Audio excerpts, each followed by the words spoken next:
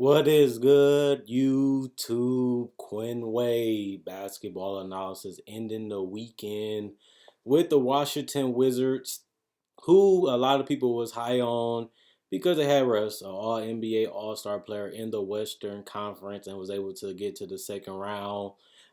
People thought if you put Russ in the East with a little bit of talent plus some shooters, that's a guaranteed playoff team. Obviously, I didn't see that because I seen how bad the Wizards was last year, especially on the defensive end. And I usually say that they're a layup line.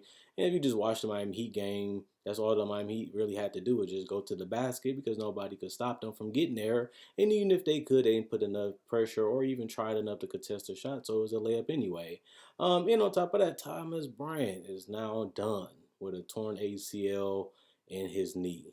And that's their best big that they have on this roster, and he won't even be able to play anymore for the entire season. Then you look at the fact that they have one of the worst records in the entire NBA, and Russ is going to play a bunch of games. And on top of that, we don't know what's really going to happen with this COVID situation. So they already have a bad record.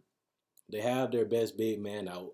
They have their second or first best player, depending on who you ask, and Russ not being able to play all the games, not even including probably protocols, not even including he might get COVID again, or they might have to do contract tracing and he has to miss more games. Plus, they already put themselves in a pretty good hole to start the season.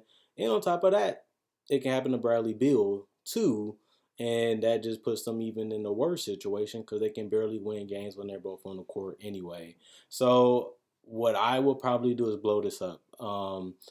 I don't like that they traded John Wall in a pick. I know it ain't that big of a deal to people, but you gave up a more competitive, better defender, especially at the guard position, which is packed this era, and you replace him with Russ, who hasn't really seemed motivated, hasn't really seemed interested. Because I watched every game that they played, and he just seems so nonchalant. He doesn't seem aggressive.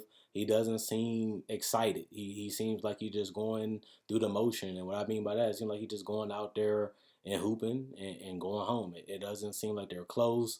It doesn't seem like they're enjoying playing with each other. It doesn't even seem like they're a team. It just seems like a bunch of guys just trying to get their numbers and go home. And that sounds crazy, but watch the games. They're not on the same page defensively.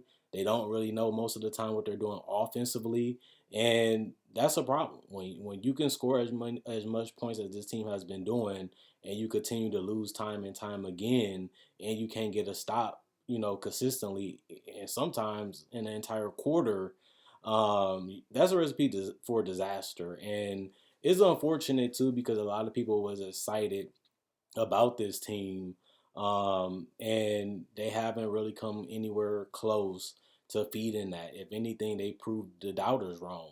I mean, the doubters right, and everybody just looks at this team and wonders what's next. And the thing that hurts the most is you do have Bradley Beal on a contract that's ending, and he can walk, and you get nothing. You do have young guys like Hachimura and Denny and those type of guys that's on this roster that are wings and can play multiple positions if need be. And you can get some interesting players because Bill is averaging 35 points a game this season.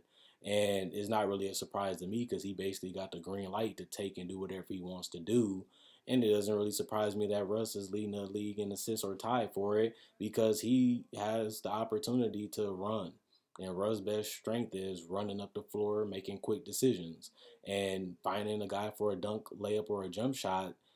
He can do that the entire game, and he has been taking advantage of it. And you can't really blame him for that because Russ has been known as a stat patter, and Russ has been known as a guy that will fill it up if he has the chance. And he's doing that in Washington, and that's not really no knock to Russ. That's just his game at this point in his career.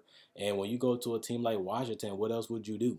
I didn't expect them to make the playoffs like other people, and you know, what do you do then? So you're not going to get much for Russ, and that's why I brought the John Wall trade up because they had to trade John Wall in a pick just to get Russ, and that just show you that the Houston Rockets felt that we're giving you the better player, and he hasn't really been that so far this season. And John Wall hasn't even played that many games, but he looks more motivated. He looks more determined. He looks more excited and enthusiastic when he plays. And he seems like he's trying to prove a point and he's trying to show that he still has it. And Russ is just going with the motion. So, you definitely wouldn't want to make that trade again. But if they do get rid of Russ, they might have to give up something.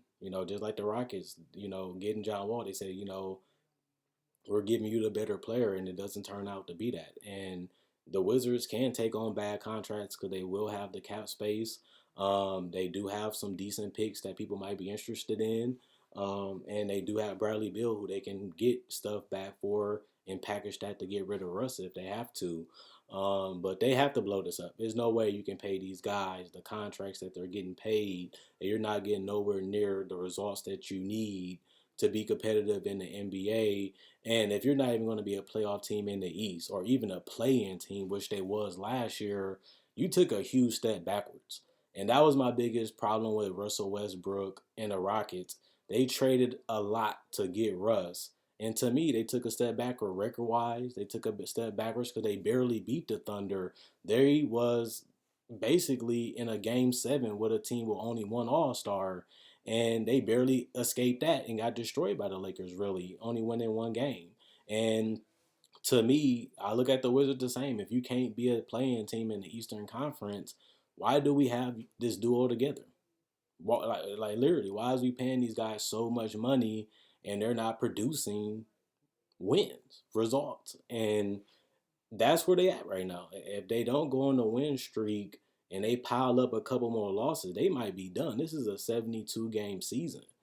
Plus, a lot of these teams in the East that are bad got off to such a good start compared to the Wizards that they can lose a couple games and still be above the Wizards. And the Wizards can go on a 5 game win streak and they'll still be below 500 and still be out of the playoff picture. That's how bad they have started and that's how bad they have played. A lot of these games was basically scrimmage. Teams just going up and down the court, just doing whatever they want to do to the Wizards, and the Wizards are just doing whatever they want to do. So I'm a little confused of what Shepard is doing and what he is going to do, but is no way in heck if we're about an all-star game and these two guys are still on this roster, I don't see a world where that exists.